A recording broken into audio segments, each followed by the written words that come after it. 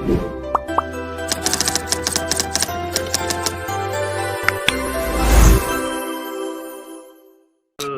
Again welcome to my YouTube channel. और आज मैं आपसे बात करने वाला हूँ कुछ मेडिसिनल इंफॉर्मेशन के बारे में। हर कोई आज दवाई खाते हैं, हम मेडिसिन लेते हैं, तो फार्मेकोलॉजी एक सब्जेक्ट होता है मेडिकल साइंस का, और मैं उसका कुछ समय तक उसका टीचर भी रहा हूँ। तो फार्मेकोलॉजी के बारे में अगर आम पब्लिक भी अगर जान जाए तो उसमें कोई बुराई नहीं है दोस्तों, राइट। तो फार्मेकोलॉजी जो होता है वो एक सब्जेक्ट है, एक साइंस है, जिसमें हम दवाइयों के एक्शन के बारे में उसका अध्ययन करते हैं।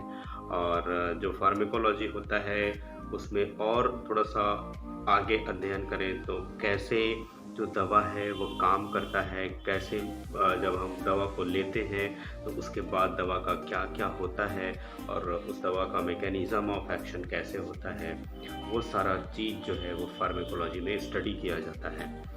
जो माउथ से जब कोई ड्रग लिया जाता है, कोई दवा लिया जाता है, तो उस प्रोसेस में जो जो होता है उस दवा के साथ, उसको फार्मेकोकाइनेटिक स्टडी कहा जाता है।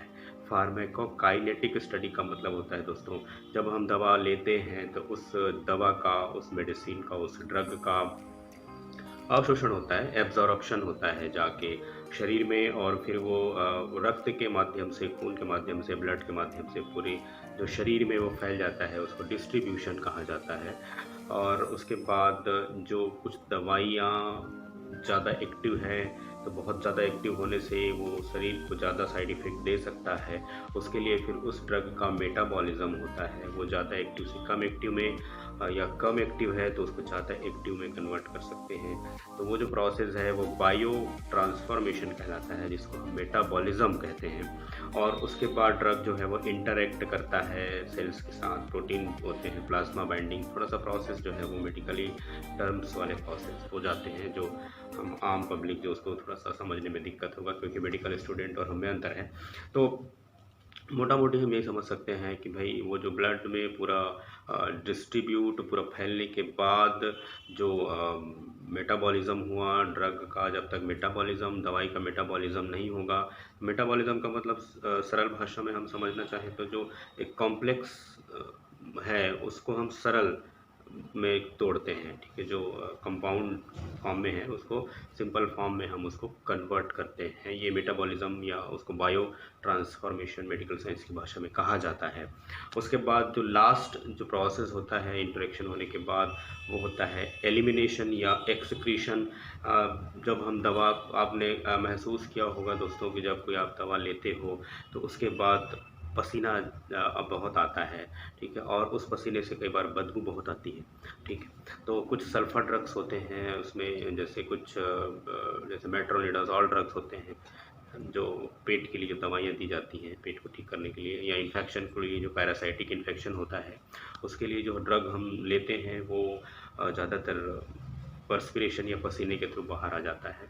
कुछ जो ड्रग है या तो जल में घुलनशील होगा या लिपिड में घुलनशील होगा।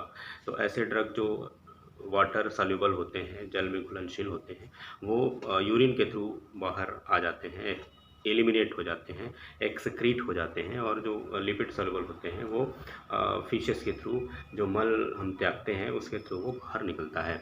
कुछ जो ड्रग्स हैं, विटामिन्स वगैरह हैं, वो एज इट इज़ बाहर निकल जाता है। जो गर्भवती महिलाएं होती हैं, उनके बच्चे जो ब्रेस्ट फीडिंग कंडीशन में होते हैं, तो हायर जो उनको ड्रग दिया जाता है तो वो कई बार मिल्क के थ्रू भी बाहर आता है। तो ऐसे जो महिलाएं हैं जो ब्रेस्ट फीडिंग कंडीशन में होती हैं, उनको दवा देने से पहले थोड़ा केयर करना ज़रूरी होता है।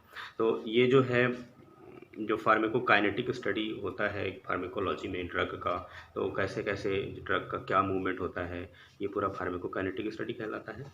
और उसके बाद फार्मेकोकाइनेटिक स्टडी होने के बाद जो ड्रग है उसका मैकेनिज़्म ऑफ एक्शन, जिस चीज़ के लिए आप ड्रग ले रहे हो, और जो जैसे आप एक उदाहरण के लिए आप समझ सकते हो कि आपने फ़ीवर के लिए पैरासीटामोल लिया हुआ है, तो पैरासीटामोल जाके एब्ज़ॉर्ब होगा, डिस्ट्रीब्यूट होगा, फिर उसका मेटाबॉलिज़्म होगा, और उसके बाद उसका इंटरेक्शन होगा, फिर वो एलिमिनेट होगा। बट उसके साथ साथ एक फार्माकोडायनेमिक जो कंडीशन है ड्रग के साथ, वो भी साथ में अपीयर होता है। तो फार्माकोडायनेमिक जो है, वो फार्माकोडायनेमिक का मतलब होता है ड्रग का एक्शन। ड्रग जाके सेल के प्रोटीन के साथ मिलता है और जिस चीज़ के लिए हमने ड्रग लिया हुआ है वो मैकेनिज्म ऑफ एक्शन आता है, तो ये फार्माकोडायनेमिक कहलाता है। फार्माकोकाइनेटिक और फार्माकोडायनेमिक का पूरा जो स्टडी है वो एक फार्माकोलॉजी कहलाता है। और हम जान गए कि फार्माकोलॉजी का मतलब होता है जो ड्रग है उसका जो एक्शन है वो किस तरह से आता है।